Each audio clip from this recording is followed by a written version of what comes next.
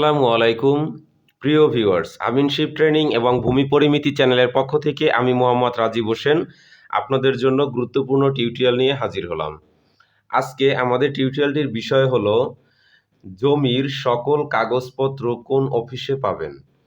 দেখা যাচ্ছে জমির অনেকগুলো কাগজপত্র থাকে, যেমন আপনার জমির খতিয়ান, দলিল, নকশা কোথায় পাবেন। দেখা যাচ্ছে আমাদের সকলের কমবেশি ভূমি বা জমি রয়েছে। একটি জমির যে সকল ডকুমেন্ট থাকে তার মধ্যে উল্লেখযোগ্য খতিয়ান বা পর্চা, দলিল, ম্যাপ বা নকশা। যেসব দর্শক আমার চ্যানেলটি পূর্বে থেকেই সাবস্ক্রাইব করে রেখেছেন তাদেরকে অসংখ্য অসংখ্য ধন্যবাদ, এবং নূতন দর্শক যারা এই মুহূর্তে আমার ভিডিওটি দেখছেন অবশ্যই ভিডিওটি ভালো লাগলে চ্যানেলটি সাবস্ক্রাইব করে পাশে থাকা বেল আইকনটি অন করে রাখুন পরবর্তী ভিডিওর আপডেট পেতে। আমাদের যে উল্লেখযোগ্য কাগজপত্রগুলো থাকে খতিয়ান বা পর্চা, দলিল, ম্যাপ বা নকশা, অনেক সময় দেখা যায় এই সমস্ত ডকুমেন্টসগুলো আমাদের সংগ্রহে থাকে না বা হারিয়ে যায়, চুরি হয়ে যায় বা নষ্ট হয়ে যায়। কিন্তু একটি নিষ্কণ্টক জমির জন্য এগুলো কিন্তু খুব অপরিহার্য। যখনই আপনি এই জমিটি বিক্রয় করতে যাবেন বা ব্যাংক হতে লোন নিবেন, তখন কিন্তু এই কাগজপত্র ছাড়া এই বিষয়গুলো অ্যালাউ করা হয় না। এছাড়াও স্থানীয়ভাবে হয়রানি করা হয়ে থাকে। প্রথমত, জমির খতিয়ান কোথায় এবং কিভাবে আপনি পাবেন। যেহেতু আপনার একটি খতিয়ান হারিয়ে যেতে পারে বা যে কোনো প্রয়োজনে আপনার তুলতে হতে পারে। জমির খতিয়ান বা পর্চা মূলত ৪টি অফিসে আপনি পাবেন।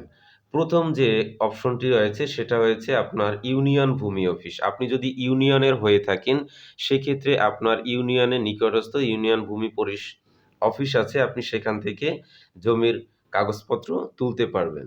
দ্বিতীয়ত হচ্ছে উপজেলা ভূমি অফিস। ইউনিয়ন যে ভূমি অফিস বা তফসিল অফিস, সেখানে আপনি এই অফিসে যদিও খতিয়ান বা পর্চার বালামবহি থাকে, কিন্তু আপনি এই অফিস হতে খতিয়ানের সার্টিফাইড কপি নিতে পারবেন না।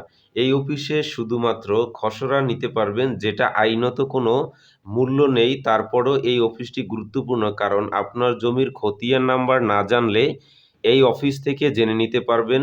জমির খাজনা বা ভূমি উন্নয়ন কর এই অফিসেই দিতে হয়। এরপরে আমরা আসি দ্বিতীয় অপশনে, যে উপজেলা ভূমি অফিস। এই অফিসত খতিয়ান বা সার্টিফাইড কপি, কোর্ট পর্চা তুলতে পারবেন না, খসড়া খতিয়ান তুলতে পারবেন। যদিও এই অফিস এর মূল কাজ নামজারি বা খারিজ বা মিউটেশন করা। উপজেলা যে ভূমি অফিস এদের প্রধানত কাজ হচ্ছে নামজারি, খারিজ বা মিউটেশন করা। তৃতীয় নম্বরে হচ্ছে জেলা ডিসি অফিস।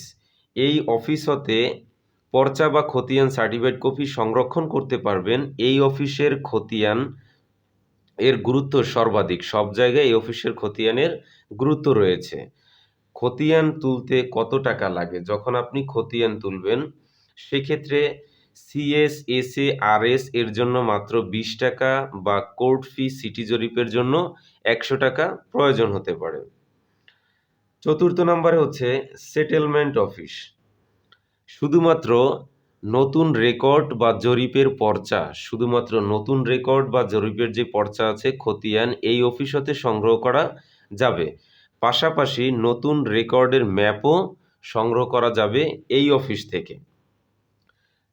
অবশ্যই জমির যে কাগজপত্রগুলো রয়েছে সেই কাগজপত্রগুলো আপনি এই অফিস থেকে ৪টি অফিস থেকে তুলতে পারবেন, যদি সেটা হারিয়ে যায় বা এরকম কোনো আপনি সমস্যায় পড়ে থাকেন সেক্ষেত্রে। যদি ভিডিওটি ভালো লেগে থাকে অবশ্যই বেশি বেশি লাইক, কমেন্ট, শেয়ার করবেন এবং আপনাদের গুরুত্বপূর্ণ মতামত আমাদের কমেন্ট বক্সে লিখে পাঠান। পরবর্তীতে আমরা আপনার কমেন্ট আকারে ভিডিও প্রকাশ করার চেষ্টা করব। সবাই ভালো থাকবেন, সুস্থ থাকবেন। আজকের মতো এখানেই বিদায় নিচ্ছি। আসসালামু আলাইকুম।